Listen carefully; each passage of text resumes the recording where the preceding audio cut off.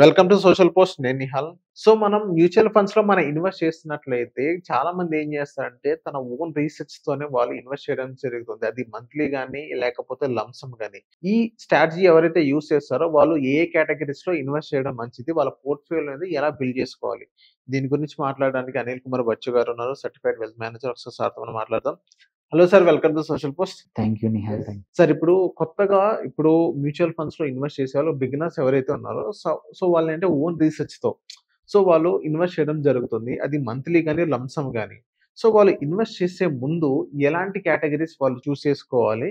ఇంకోటేంటంటే వాళ్ళ పోర్ట్‌ఫోలియోని ఎలా మంచిగా బిల్డ్ చేసుకోవాలి? సో చాలా రెలెవెంట్ క్వెషన్. ఎందుకంటే ఇన్వెస్టర్స్ ఎప్పుడు కూడా మనం చూస్తున్నాము. ఈ మధ్యలో డైరెక్ట్ యాప్స్ చాలా వచ్చాయి కాబట్టి ఎటువంటి అడ్వైజర్ లాంటి వాళ్ళు ఉండరు. ఇప్పుడేంటంటే హ్యూమన్ టెండెన్సీ ఏంటంటే రీసెంట్‌గా ఎవరు బాగా పెర్ఫార్మ్ చేస్తే, ఏ ఫండ్స్ బాగా పెర్ఫార్మ్ చేస్తే, ఆర్ ఏ కేటగరీ బాగా పెర్ఫార్మ్ చేస్తే దాన్ని సెలెక్ట్ చేసుకోవడం అనేది హ్యూమన్ నేచర్. సో మామూలుగా ఏంటంటే అది మంచి పద్ధతే most of the time. But ఇప్పుడు ఎక్సెప్షనల్ సిట్యుయేషన్ ఏంటంటే లాస్ట్ 1 ఇయర్ నుంచి ఈక్విటీ ఫండ్స్ అంత బాగా పెర్ఫార్మ్ చేయలేదు. సో ఆబ్వియస్లీ అట్లా చూసినప్పుడు ఏంటి, మీకు ఈక్విటీ ఫండ్స్ ఏవైనా సరే మంచి కేటగరీస్, అటు small cap, mid cap, multi cap, flexi cap, large cap ఏవైనా సరే అవి ఎక్కడో కింద బాటంలో ఉంటాయి. బట్ ఈ ఇన్వెస్టర్స్‌కి ఏ ఫండ్స్ తెలీదు. డ్యూ వాళ్ళ సొంతంగా చేసే వాళ్ళకి మోస్ట్ వాళ్ళకి ఏం కనబడతాయి ఇప్పుడు ఇవాళ చూసుకుంటే లాస్ట్ 1 ఇయర్ రిటర్న్స్ ప్రకారం కేటగిరీస్ చూసుకుంటే సిల్వర్ సిల్వర్ కేటగిరీ ఫస్ట్ వస్తాయి. ఎందుకంటే అది లాస్ట్ రీసెంట్ వరకు అంటిల్ యెస్టర్డే వరకు బాగా రిటర్న్స్ ఇచ్చాయి కాబట్టి లాస్ట్ 1 ఇయర్ రిటర్న్ లో 60% ఉంది. వెరాజ్ అట్లాగే నెక్స్ట్ వచ్చేది గోల్డ్ వస్తుంది. ఈ రెండు తర్వాత ఇంటర్నేషనల్ ఫండ్స్ వస్తాయి. ఎందుకంటే ఇంటర్నేషనల్ మార్కెట్ లో US market life time high దాకా మొన్నటి దాకా వెళ్ళింది. నేను ఒక్క రోజు మళ్ళీ కరెక్షన్ అయ్యేంత వరకు కూడా లైఫ్ టైం హై దగ్గర ఉంది. సో ఎవరైతే ఆ ఫండ్స్ లో ఇన్వెస్ట్ చేసి ఉంటారో లాస్ట్ 1 ఇయర్ బాగా రిటర్న్స్ వచ్చి ఉంటాయి, అవి బాగా కనబడతాయి. మళ్ళీ కొన్ని థీమ్స్ ఉన్నాయి. ఇంటర్నేషనల్ థీమ్ ఉంది, అది కూడా పనిచేస్తుంది. అట్లాగే కొన్ని బ్యాంకింగ్ ఫైనాన్షియల్ సర్వీసెస్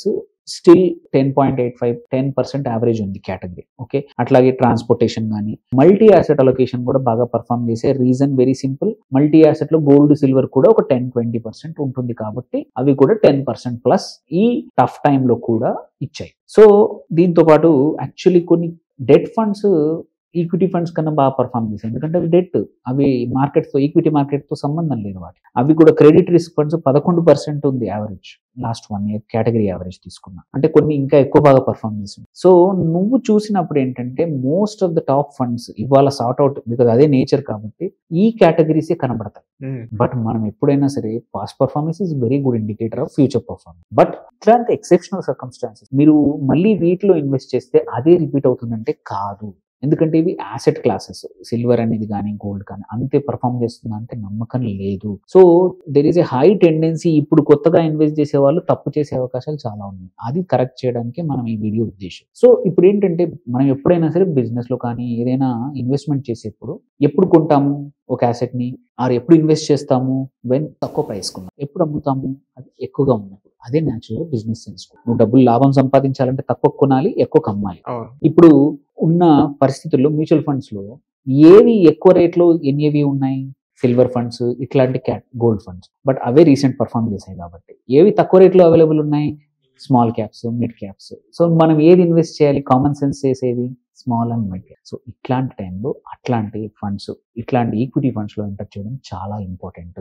సో కానీ అది తెలియక చాలా మంది ఇప్పుడు మంచి భూమిలో ఉందని ఎక్కువ పర్ఫార్మ్ చేసిందని మీరే అన్నారు, గోల్డ్ అండ్ సిల్వర్ అని చెప్పేసి. పర్ఫార్మ్ చేస్తుందంటే దాని మీదే ఇప్పుడు లంసమ్ గానీ దాని మీద 60-40% వాళ్ళు ఇన్వెస్ట్మెంట్ చేయడం గానీ, సో వాళ్ళ ఓన్ రీసెర్చ్ తోని అలా పోర్ట్ఫోలియో అలా క్రియేట్ చేసుకోవడం కరెక్ట్ అంటారా? లేకపోతే మంచి స్టాక్స్ ఏమైనా మీరు పర్ఫార్మ్ చేసిన మంచి స్టాక్స్ ఏమైనా మీరు మాకు చెప్తారా? సో మంచి స్టాక్స్ కన్నా కూడా ఇక్కడ ఏంటంటే మంచి category is very important mutual funds లో. సో ఫస్ట్ థింగ్, మనం mutual fund selection process is very simple.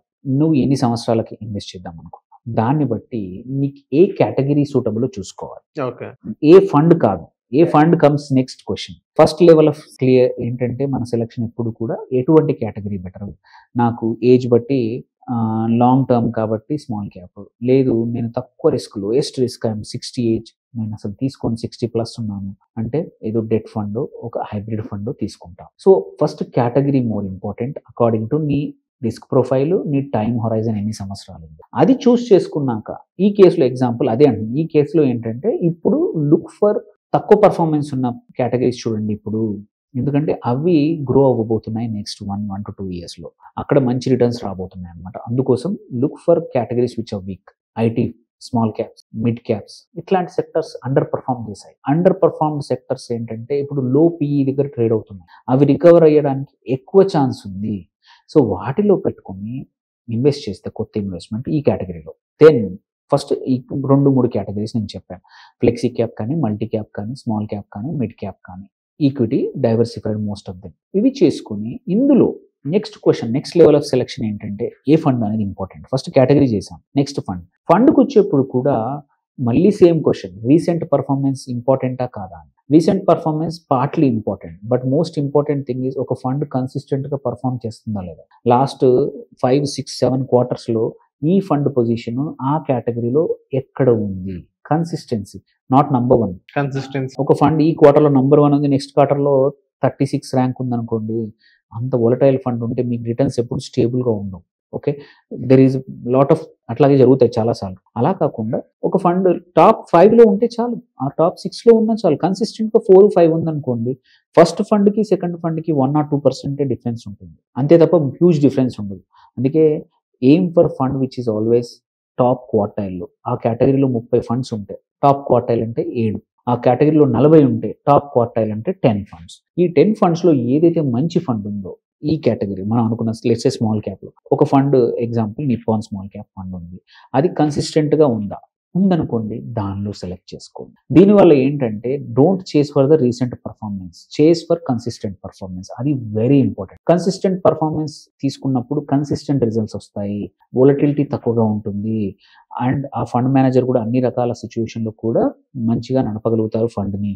అప్పుడు రిటర్న్స్ కూడా స్టేబుల్గా ఉంటాయి. కొన్ని ఫండ్స్ హైలీ స్టాండర్డ్ డివియేషన్ ఎక్కువగా ఉంది, వోలటిలిటీ ఎక్కువగా ఉన్నప్పుడు సడన్గా పెరుగుతుంది, సడన్గా తగ్గుతుంది. మీకు అవసరం వచ్చినప్పుడు ఆ ఫండ్ అనుకున్న రిటర్న్స్ ఇవ్వకపోవచ్చు. అందుకోసం లో స్టాండర్డ్ డివియేషన్ ఉంది, కన్సిస్టెంట్ పర్ఫార్మెన్స్ ఉంది, కరెక్ట్ కేటగిరీ చూస్ చేసుకుంటే నువ్వు అనుకున్న ఇన్వెస్ట్మెంట్లో ఎప్పుడు కూడా ఫెయిల్ కావు. బ్రాడ్ మార్కెట్తో పాటు నీ పర్ఫార్మెన్స్ ఉంటుంది, బ్రాడ్ మార్కెట్ కన్నా కూడా మంచి రిటర్న్స్ రావచ్చు బుల్ మార్కెట్లో ఉన్నప్పుడు. అండ్ ఇట్లాంటి ఫండ్లో తక్కువ వోలటిలిటీ వల్ల మార్కెట్స్ పడిపోయినా తక్కువ పడిపోతాయి when compared to market. So ఇది గుడ్ స్ట్రాటజీ. అండ్ ఎస్పెషల్లీ ఇప్పుడున్న పరిస్థితుల్లో లాస్ట్ 1 year రిటర్న్స్ ప్రకారం go for equity funds than debt funds. Recent performance చూడొద్దు. ఇప్పుడు ఇట్లాంటి మార్కెట్స్ డౌన్ నుంచి రికవర్ అవుతున్నప్పుడు don't look for recent performance, rather look for ఏది పెరిగే అవకాశం ఉందో చూడండి. సో ఇది మనం అంటే ఇన్వెస్టర్స్కి ఇస్తున్న, మ్యూచువల్ ఫండ్ ఇన్వెస్టర్స్కి ఇప్పుడు కొత్తగా ఎంటర్ అవుతున్న వాళ్ళకి మనం ఇస్తున్న ఒక అడ్వైజ్ అనమాట. అలా అయితే ఏంటంటే there is higher chance success ఉంటుంది. ఎందుకంటే అడ్వైజర్స్ని యూజ్ చేసుకుంటే మంచిది, లేకపోయినా కానీ నేను చెప్పిన మెథడ్, ఈ సీక్రెట్ ఫాలో అయ్యారనుకో పక్క మంచి రిటర్న్స్, మంచి పోర్ట్ఫోలియో బిల్డ్ అవుతుంది ఇలా. సో థ్యాంక్ యూ సార్ మా సోషల్ పోస్ట్ వచ్చినందుకు. థ్యాంక్ యూ అండి.